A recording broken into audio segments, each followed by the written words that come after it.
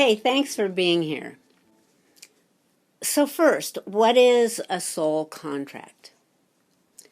Well, a soul contract is a pre-birth life plan that you created with the help of your guides, and what is often referred to as the Council of Wise Ones. This is the celestial body that oversees all souls who are in the process of reincarnation. The reason behind these contracts is to provide a prompt or a catalyst that will lead the soul to the life circumstances which can allow for the experience of a particular weakness or impediment that the soul wishes to face and overcome in order to advance. When these contracts were created, many were based on the current birth conditions, those incidents happening within that original desired position for learning, often with the goal of addressing karma. Let's say, for example, a person has murdered another person in a previous life. And we won't go into simultaneous lives in this podcast. Well, this person who committed the murder during that life, they may wish, or they may be counseled, to return back to a human life and become, instead of the murderer, the victim, the one who was murdered. And this is with the idea that this experience will balance out the soul's karma. Now, this is where it gets tricky, because this idea of karma is an old one and very controlling, and has been used for forever to coerce the soul into reincarnating. And I'm not really talking here necessarily about evil archons that force the soul into coming back so they can feed off of the low frequency energy of that soul's guilt and remorse. It's not quite like that. It's that person's own guilty conscience and self-condemnation that they feel about those mistakes they believe they've made throughout their human life. And this belief has often been caused by the dogmatic religious programmings of sin. Even those misunderstood New Age interpretations of karma, believing that you have to come back and deconstruct all of your imperfections and flaws. In fact, some New Age or spiritual communities are even punishing themselves in this life in order to deserve moving into the higher realms. That's a bit like wearing a hair shirt of self-imposed repentance. And this low energy destructive pattern of focus, if it becomes strong enough, can actually create an independent thought form entity, or tulpa, egregor. And if the human is vulnerable enough, can be taken over by this thought being formed by their own self-disgust. You know, at any time you state, I am, this or that, stupid, ugly, my life sucks, that sort of thing, you are agreeing to inhabit that image, that persona, that life. I am is a very powerful statement. This can infect your own perception of reality, and you're therefore in jeopardy of losing your own vital force to a false thought being who can then at death show up as a light being or even appear as a holy figure to convince you that you've messed up this life and you will need to reincarnate and come back and do it all over again. Well, this is crazy. We need to get past this. There is absolutely nothing wrong with you. Karma only exists if you believe it does. You know, we all make what we call mistakes and wish we could fix them, but they don't need to be fixed, only recognized for what they are, an opportunity to teach us what we don't want to be. All we need to do to balance our so-called karmic debt is to understand that what we did was not necessarily a good choice, and we now know that we would never do that again, and to forgive ourselves. And to make a point here, you will discover the true meaning of forgiveness when you realize that there are no mistakes, and that you and everyone else has never done anything wrong. You, or they, have just reacted to the circumstances of the life game that you're playing, the dream that you're living in. When you go to sleep at night and do something stupid or cruel in your dream, you know it's only a dream, and you'd never do that in life. Well, it's just like that here. Now, our higher self, our true self, if you will, our divine self, is dreaming us, the human that we're pretending to be here in this life. We are that dream. The higher self does not need to be punished because the human they are dreaming, you and me, has done something stupid. They, our source selves, know they are just projecting a dream self, us, in order to learn and grow from. This also goes for us and for the others who have hurt us. They didn't do anything wrong either. They, like us, were just reacting to the script, the human game.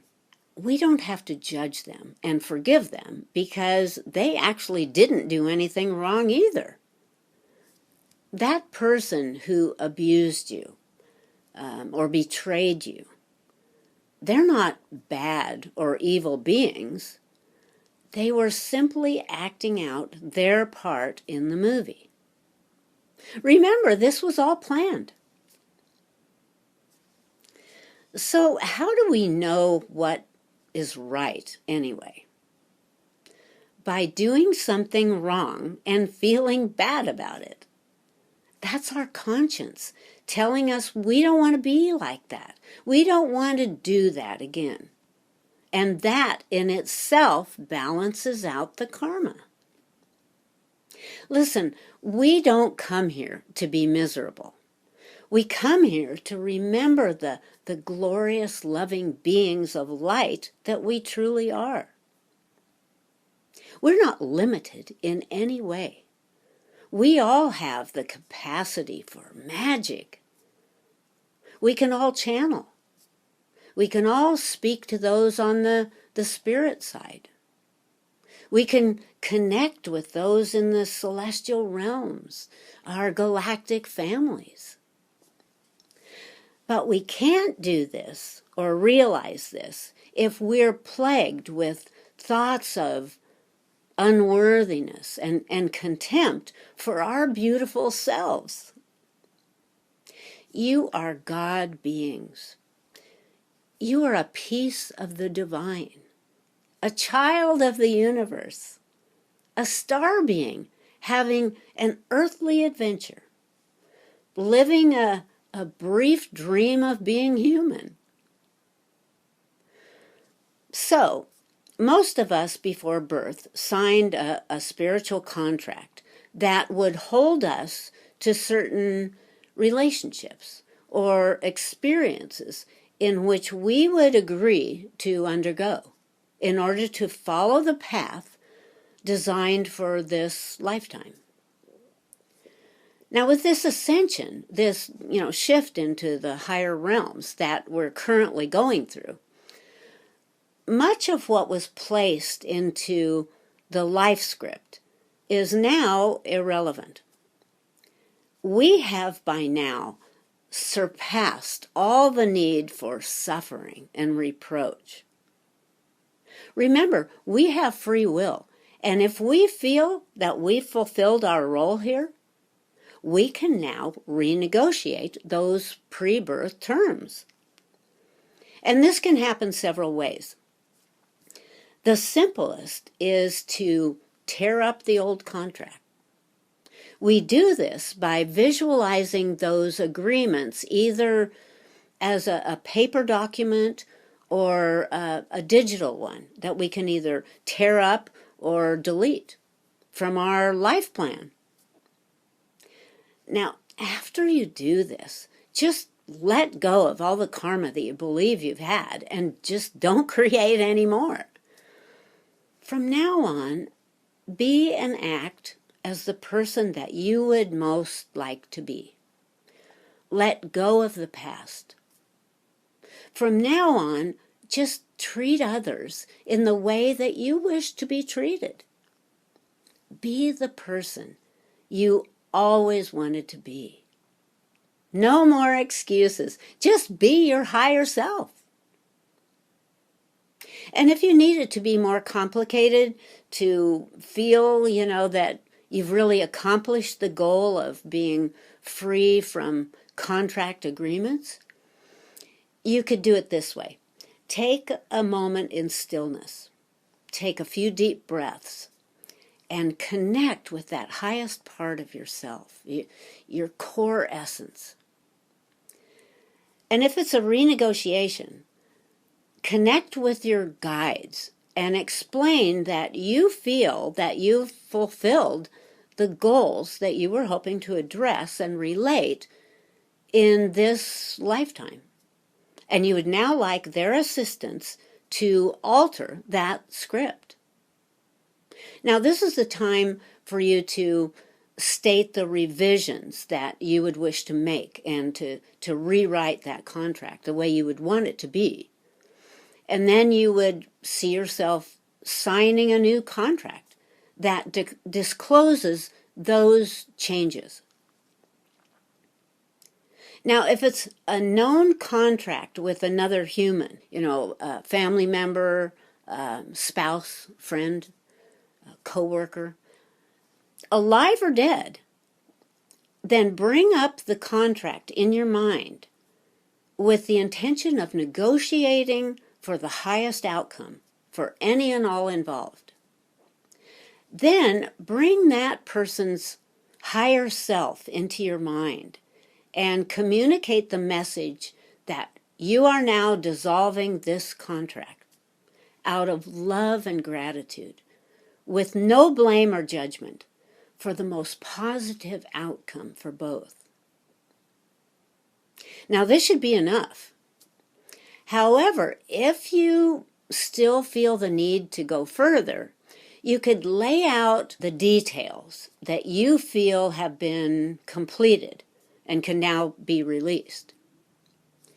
You could state how you take full responsibility for your part in all that's happened, and how grateful you are that you've been able to learn from the relationship.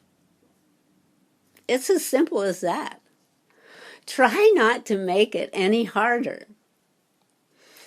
And if you doubt this process, just try to remember who you are and where you came from. You are the true higher self, representing yourself as a human. The human self, the ego, is a vessel, an avatar of the higher self. The higher self is our expanded self, source energy, our all-knowing inner guidance, our intuition, existing in an elevated frequency and managing and guiding our human avatar on Earth. By trusting and living in alignment with this core being, the conditions of your human life will begin to change, improving daily. And, attempt not to separate yourself from this elevated consciousness. Endeavor to accept this divine being as your true self. Be as wise and loving as possible, and listen to the subtle message of your divinity. Be aware of signs that your higher self is communicating with you by allowing this inner voice to become your own. Why do I want you to know this? I want you to realize that you don't have to suffer anymore. You don't have to wait to be awakened, enlightened. I want you to understand that you are a holy being of truth and wisdom. And you agreed to play a game on Earth by pretending you are a weak and limited human. The game is created for you to forget your true self, your true source, who you really are and where you just came from. Now remember, you, the true self, has never left. You are still there in the heavenly realm. It was your idea to send a fractal of self down to this planet of dreams and dream a lifetime as a human being. You won't remember this is a dream, that you're a character in the movie. You'll believe that it's all real and react through whatever rules and insights have been written into the movie script. And what makes it even more real is that everyone else believes it too. So they, without knowing any better, help to convince your avatar self that this world is all there is and this is the only reality. And then if you add religion or illness or abuse into that role, this can be a pretty awful place to be in. So I have a wish for everyone, and that is for all to be lifted up out of ignorance and into the magic of knowing.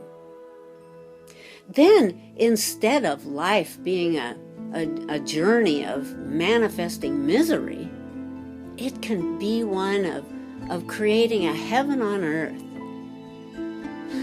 I love you guys. Bye.